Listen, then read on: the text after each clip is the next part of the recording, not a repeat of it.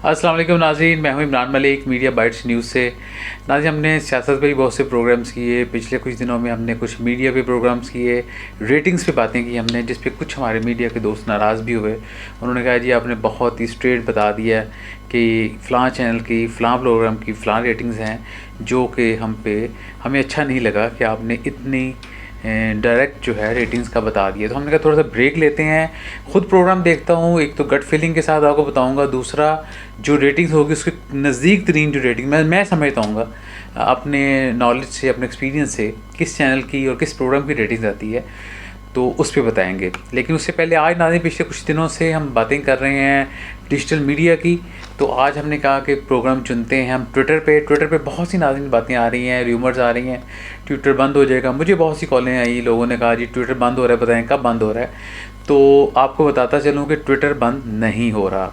नाज़रीन, जब से जो बहुत बिलियनियर हैं, अमेरिकन बिजनेसमैन हैं बहुत बड़े, टेस्ला के ऑनर हैं एलन मस्क, उन्होंने जिस दिन से टेक ओवर किया है ट्विटर का, उस दिन से लग रहा था कि शायद ट्विटर बंद होने जा रहा है। क्योंकि नाज़रीन उन्होंने आते ही बहुत सारी ले ऑफ्स की, बहुत से लोगों को ट्विटर से निकाला और उनके तकरीबन नाज़रीन 7000 टोटल एम्प्लॉयज़ थे जिस दिन उन्होंने टेक ओवर किया है, और तकरीबन 50% जो हैं वो अभी तक निकाल चुके हैं। और लेटेस्ट न्यूज़ के मुताबिक अभी तकरीबन 2300 एम्प्लॉयज़ बाकी रह गए हैं ट्विटर में, जो कि ट्विटर में जॉब कर रहे हैं।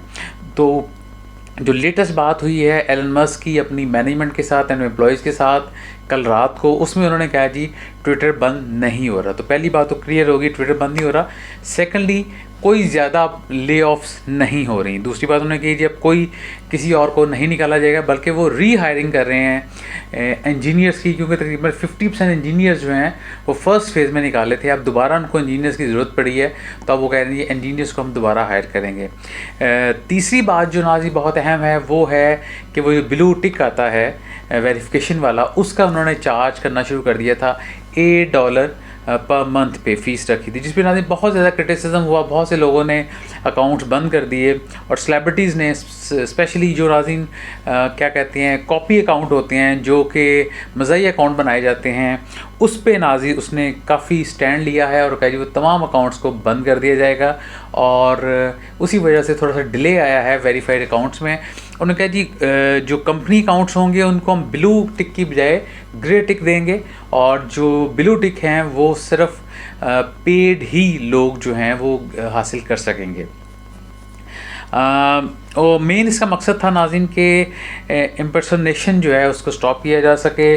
बहुत से फ़नी अकाउंट्स हैं जिसमें समटाइम्स कोई ऐसी बात कह जाते हैं जो कि लोगों पे उसका नेगेटिव इम्पैक्ट आता है। जिस तरह एक लिली कंपनी है जो कि इंसुलिन बनाती है, उसमें एक उनका कॉपी अकाउंट था जिसमें चेयरमैन का, जिसमें उन्होंने कहा जी कि इंसुलिन जो है वो बनानी बंद कर दी गई है। तो उसकी वजह से नाज़रीन उनके जो शेयर्स हैं मार्केट में वो बहुत ज़्यादा नीचे आ गए, जिसके बाद फैसला किया ट्विटर ने कि अब ट्विटर जो है वो इस तरह के अकाउंट्स को अप्रिशिएट नहीं करेगा, और जो कंपनी अकाउंट्स होंगे उनको डिफरेंट कलर दिया जाएगा, जो कि उन्होंने फैसला किया ग्रे कलर दिया जाएगा।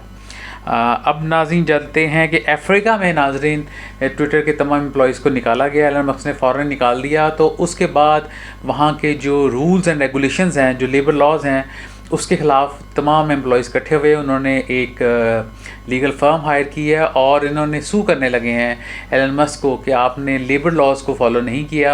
आपको चाहिए था जब आपने हमें निकालना था तो आप हमें 1 महीने की सैलरी और जो डिफरेंट बेनिफिट्स होते हैं जो एम्प्लॉयज़ जाते हैं उनको दिए जाते हैं, वो आपने नहीं किया। वो यानी उसको कहा जाता है अनएम्प्लॉयमेंट फ़ंड, वो भी देना चाहिए था और एडिशनल सैलरी देनी चाहिए थी, लेकिन आपने ये कुछ नहीं किया। एज़ पर अफ्रीकन लॉज आपको ये करना चाहिए था। तो आपने ये डिस्क्रिमिनेट किया है विद अफ्रीकन्स को निकाल के ट्विटर से। नाज़रीन, इसके साथ साथ आपने देखा होगा कि पिछले कुछ दिनों से चल रहा है कि टेक इंडस्ट्री में काफ़ी डाउनफॉल आया हुआ है। सबसे बड़ी वजह जो बयान की जा रही है वो है नाज़रीन रेवेन्यूज़ में कमी। एडवर्टाइजिंग रेवेन्यूज़ जो है नाज़रीन ट्विटर के भी कम हुए हैं, फेसबुक के भी कम हुए हैं, गूगल के भी कम हुए हैं। तो नाज़रीन अभी तक जो ले ऑफ्स हुई हैं उसमें मेटा यानी फ़ेसबुक ने तकरीबन 10,000 लोगों को नौकरियों से निकाला है, ट्विटर ने तकरीबन 5,000 लोगों को निकाला है, और नाज़रीन अल्फ़ाबेट गूगल जो है वो भी जनवरी में उनका प्लान है कि वो तकरीबन 10,000 लोगों को पूरी दुनिया से अपनी नौकरी से फारिग करेंगे। तो ये नाज़रीन थोड़ा सा डाउनफॉल आया हुआ है टेक इंडस्ट्री में और काफ़ी लोग जो हैं बेरोज़गार हो रहे हैं। लेकिन दूसरी तरफ देखा जाए तो पिछले कुछ अर्से में जून 2022 से दिसंबर तक नाज़रीन जॉब्स नई क्रिएट भी हुई हैं। तो ये जो है इसमें से बहुत से लोग वो हैं जो कि रीहायर कर लिए गए हैं डिफरेंट फार्म्स में।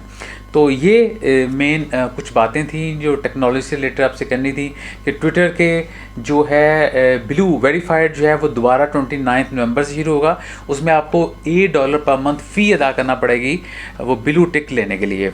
और दूसरा ये है जी ट्विटर बंद नहीं हो रहा और बाकी जो अनएम्प्लॉयमेंट है वो टेक इंडस्ट्री में वो काफ़ी ज़्यादा बढ़ रही है। आज नाज़रीन मीडिया वॉइस न्यूज़ से इतना ही। बाकी जाते जाते आपको बताते चलें कि समरी पे नाज़रीन पाकिस्तान में काफ़ी लहदे हो रही है, मीडिया में भी ओवरऑल भी।